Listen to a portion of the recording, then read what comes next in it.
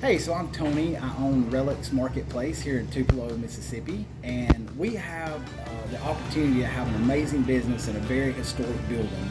The building we're in was built in 1904, and it was originally the Tupelo Garment Factory. And so the railroad track is right next to our building, and it still runs today. Like trains run here all the time. But back then, the train would actually stop, and there's a couple places in the building that had roll-up doors, and they would get supplies for the Tupelo Garment Company, the shirt factory, and it would stop and they would roll up and they could get things right off the train and move it right in the building. A big significant historical part of this building is Gladys Presley, Elvis's mother, worked here as a sewing machine operator while she was pregnant with Elvis and his twin.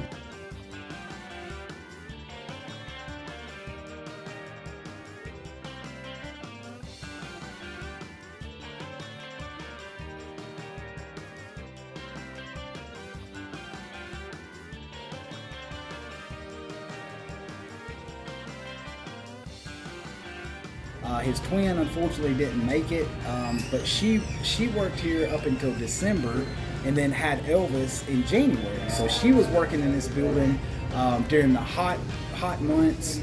No air conditioning. I imagine it was very hard for her to do that, but she was able to do that. And so we today, still many years after Elvis is gone, we get a lot of tourism, people wanting to see where Gladys worked. And so the historic significance is tremendous for this building and what it's done for the community by bringing tourism.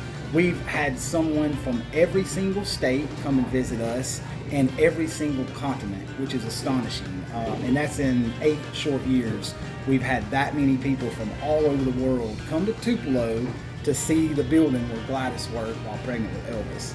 And so we kind of feel like we have a little magic, little Elvis magic, because he was in the building too, you know. So we just think that's so cool.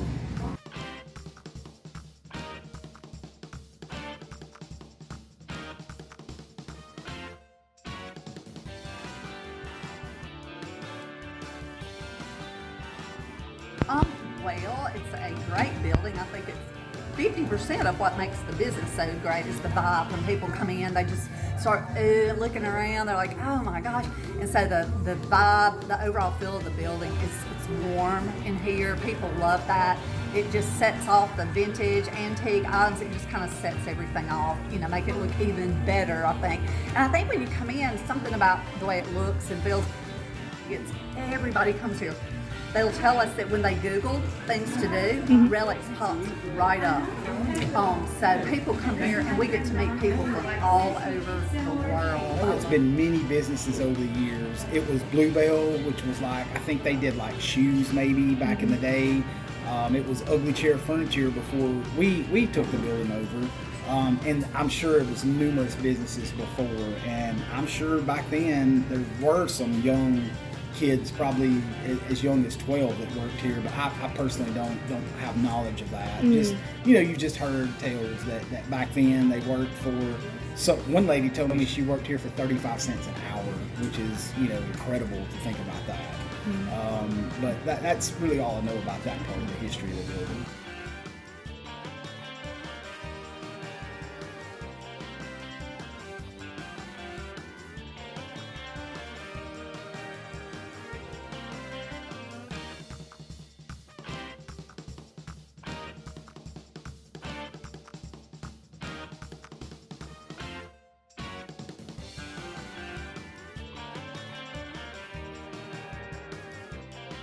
So one thing that I love is this building was vacant, and in January of 2018 we decided to try to do something with the building. So we started an antique mall, and the wonderful thing about it is we now have over 100 different families have a booth space with us.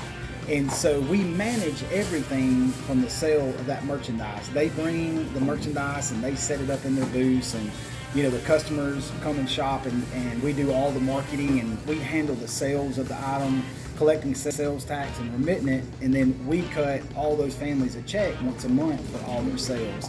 And so this building, you know, once in its glory, you know, help people make money. to feed and support their families, and it's still doing it in 2024, even though it's over 100 years old. And I think that is a significant contribution to our community, that over 100 families has basically a small business within our business.